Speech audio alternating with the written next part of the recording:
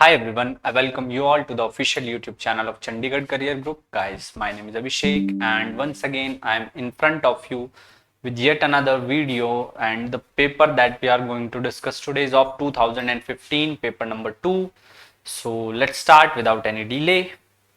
The question number 1 is, a brass ball is tied to a thin wire and swung so as to move uniformly in a horizontal circle. Which one of the following statement in this regard is or are true? See, the ball is moving in a uniform circular motion. Ball जो है वो circular motion में move कर रही है, and since the ball is moving in a circular motion, so one thing that for sure is that speed is constant.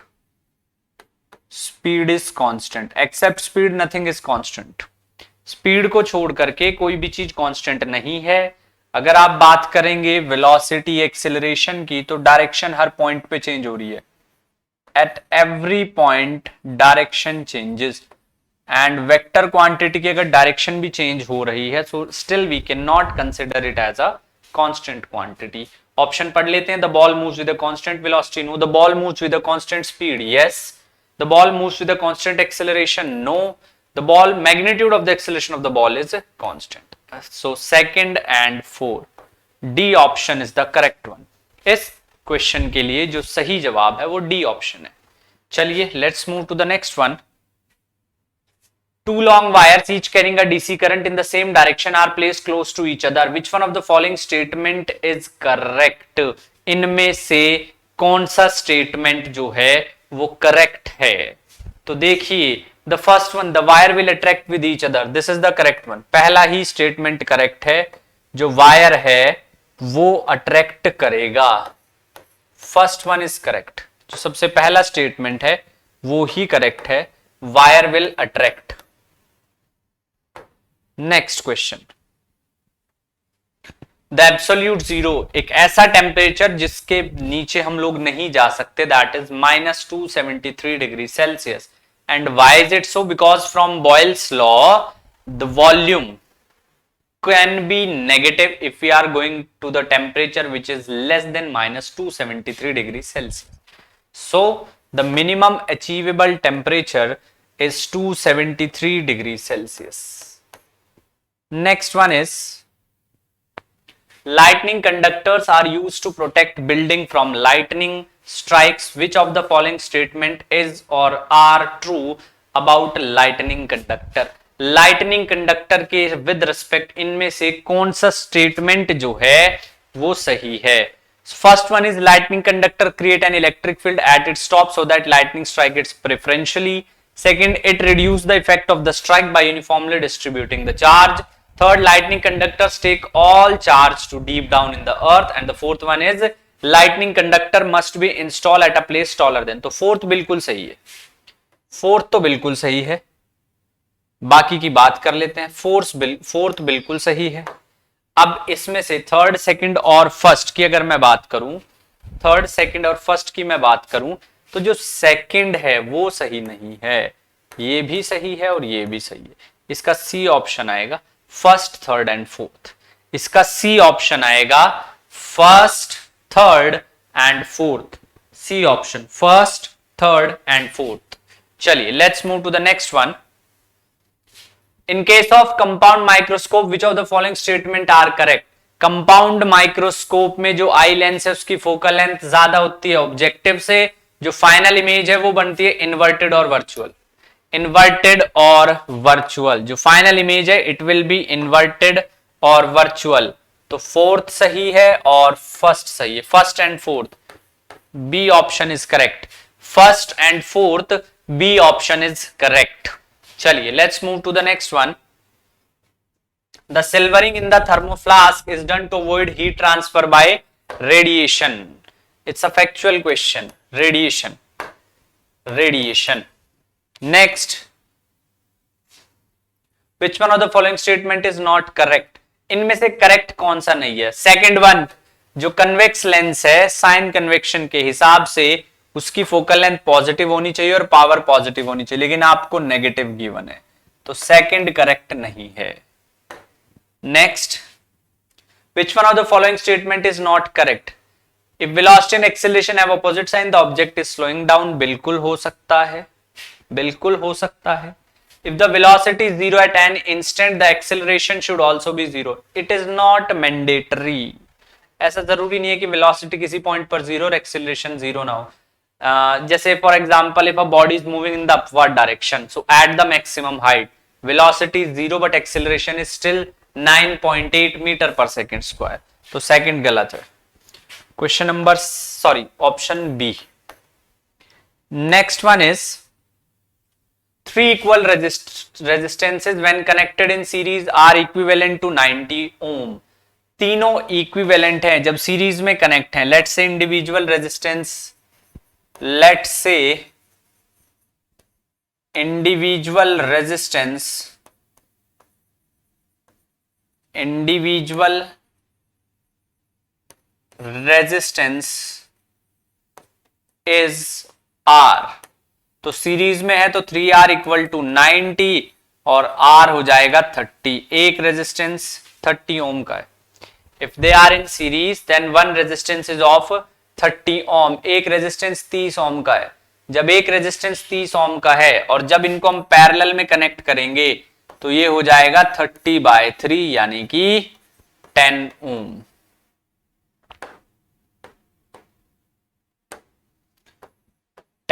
ओम.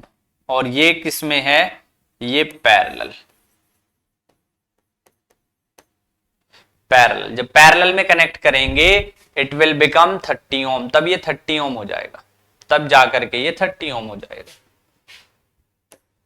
तो correct आ जाएगा 10. Which following figure represent the velocity time graph of a moving car on a road? Which segment of the graph represent retardation? सी, जो slope होता है किसका, velocity time graph का. Slope of VT graph, velocity time graph का जो slope है वो आपको क्या देता है, वो आपको एक्सेलरेशन देता है. तो यहां पर आपको बहुत छोटा सा काम करना है, स्लोप निकालना है, एंगल देखते रहिए. यहां पे थीटा, यहां हॉरिजॉन्टल के साथ थीटा कितना है, 0 डिग्री है. यहां पे बताइए हॉरिजॉन्टल के साथ, ये आप देख रहे हैं ना, ये कितना एंगल है, theta is greater than 90 degree and we know that slope is 10 theta. तो जब जब थीटा 90 से बड़ा होगा मतलब सेकंड क्वाड्रेंट में, तब तब 10 थीटा क्या आ जाएगा, नेगेटिव. नेगेटिव एक्सेलरेशन का मतलब क्या है, रिटार्डेशन. तो this part will denote retardation. Correct option is B, C. आगे बढ़े. Which one of the following statement is not correct? Kelvin scale of temperature is absolute scale, बिल्कुल. Visible radiation has wavelength range of 400 to 700, ये भी बिल्कुल ठीक है. तीसरा, the capacity to do work is called power. This is wrong. Capacity of doing work is energy. ये गलत है. काम करने की जो कैपेसिटी है, this is not power. In fact, this is energy, उसको बोलेंगे हम एनर्जी. ठीक है, चलो let's move to the next one. अगला क्वेश्चन है, a man is sitting in a train which is moving with the velocity of 60 kilometre per hour. His speed with respect to the train. Train के with respect उसकी speed क्या है, 0, क्योंकि train के with respect to train में ही है. It is not move, it he is not moving. So correct option is D. We need to find out the unit of thermal conductivity. देखिए thermal conductivity जो है वो होती है Ka T2 minus T1 T upon L. Thermal conductivity का ये formula होता है which is on the screen.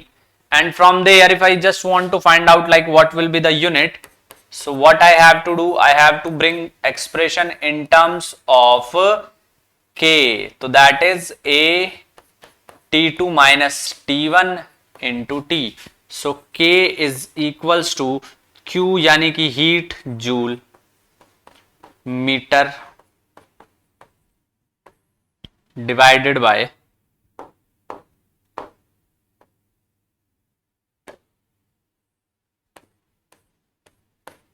Area metre square, temperature kelvin time second. 1 metre से 1 मीटर स्क्वायर कैंसिल। अब सारी यूनिट वॉट डब्ल्यू में है, तो जूल पर second is what, what. Joule पर सेकंड को बोलते हैं वाट, यूनिट ऑफ पावर। और ये आ जाएगा मीटर पर केल्विन, यानी कि what per metre per kelvin, watt per metre per kelvin. A option, A option. Which of the following statement is not correct? Conduction can occur easily in solid, least in but hardly at all in gases. Solid, liquid.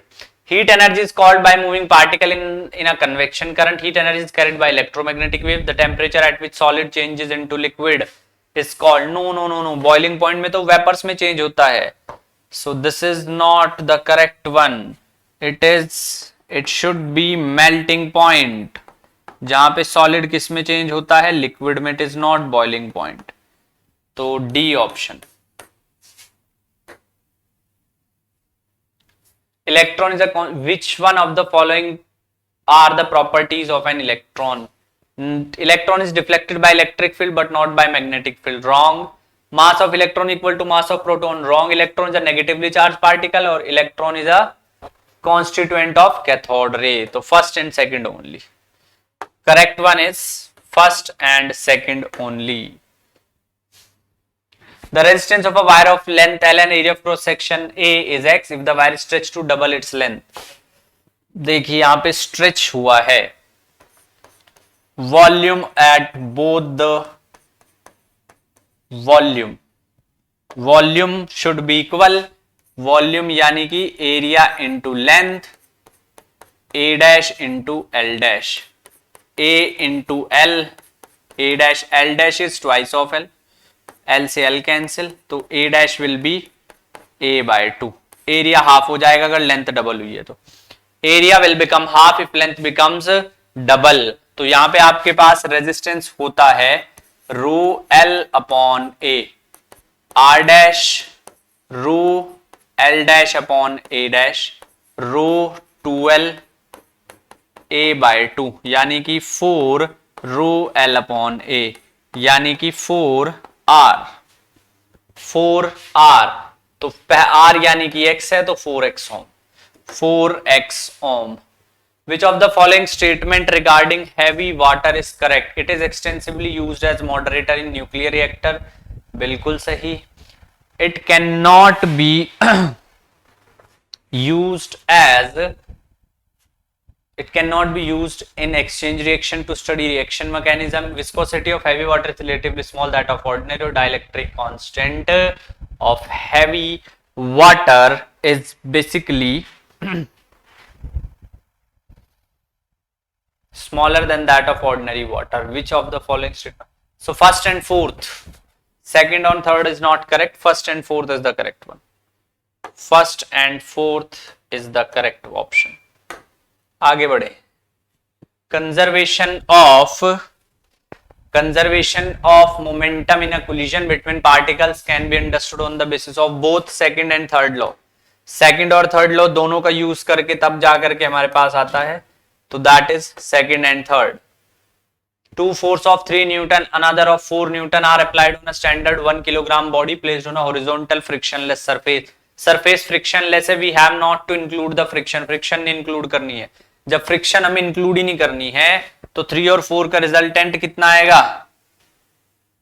3 और 4 का resultant कितना आएगा? Under root 3 का square plus 4 का square, कितना आ जाएगा? 5 Newton आ गया है। What is force? F is equal to ma। A कितना आ जाएगा? F upon M। F कितना आया है? 5। M कितना है? 1। That is 1। तो ये आ जाएगा 5 मीटर पर सेकेंड स्क्वायर। ये आ जाएगा 5 मीटर पर second square, C option. Magnetic meridian is a line, it's basically a line, सिर्फ एक लाइन होती है which passing through both the poles. ये फैक्चुअल क्वेश्चन था। In SI unit of force newton is given by, newton force देखिए, सबसे पहले आप फोर्स किसके इक्वल होती है? F is equal to M में, m यानी कि किलोग्राम, a यानी कि एक्सेलरेशन, किलोग्राम मीटर पर second square, so 1 kilogram metre पर सेकेंड स्क्वायर, 1 किलोग्राम मीटर पर second square. The acceleration due to gravity g for an object on or near the surface of earth is related to universal gravitational constant. Let's take an example.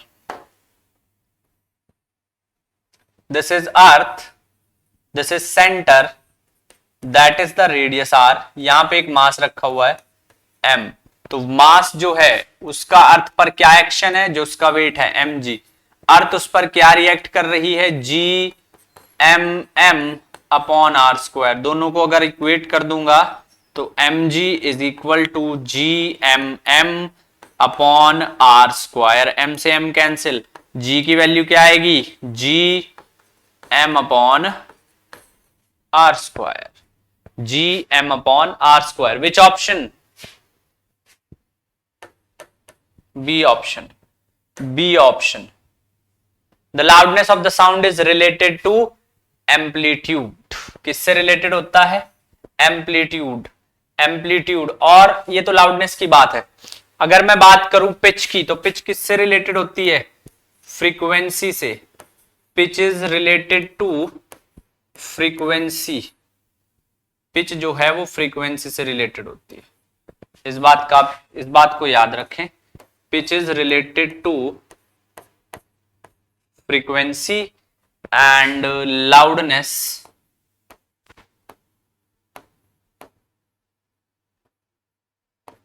is related to amplitude.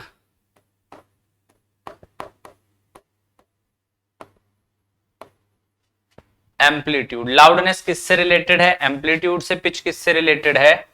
Frequency से. चलो, X ray are electromagnetic radiation उस wavelength are of the. Wavelength बहुत छोटी होती है. Wavelength बहुत छोटी होती है. 1 मीटर बिल्कुल नहीं. 10 की पावर 1 मीटर यानी कि 10 सेंटीमीटर बिल्कुल नहीं. 10 की पावर -2 सेंटीमीटर, सॉरी 3 सेंटीमीटर बिल्कुल नहीं. ये एंगस्ट्रॉम के ऑर्डर की होगी. D option. D option. Which one of the following statement is correct? The image formed by concave mirror for an object lying at infinity is at principal focus highly diminished and real and. पहला ही option सही है. बाकी भी पढ़ लेते हैं. Ray of light parallel to the principal axis after reflection from a concave mirror appears to diverge from the principal. No, converge करती है concave mirror के केस में. Third, the length of the spherical mirror double of its radius of curvature. उल्टा लिख दिया है. Focal length half होती है, radius of curvature double होता है focal length के. Last one, ray of light travelling from rare to denser medium bend away from the towards the normal होती है. तो करेक्ट वन इज ए. पहला option correct है. विच one of the following statement is correct? Rutherford alpha particle scattering experiment lead to the discovery of electron. No. J.J. Thomson suggests that nucleus of an atom contain protons. Okay. The atomic number of an element is same as the number of protons in the nucleus of its atom. Yes. C is correct.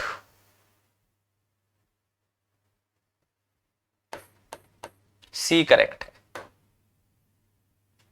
Which one of the following statement is not correct? Steady flow, streamline flow की बात हो रही है. Velocity of liquid particle reaching particular point is the same. ये सही है. इसको हम streamline flow भी बोलते हैं. ये भी सही है. Each particle may not follow the same path as taken by previous particle passing. नहीं, ये गलत है. तो इसका आ जाएगा this C. So that's all in this video. Total 27 questions were asked in this exam and as you have seen बहुत ही simple question पूछे जाते हैं. Some question are just one word.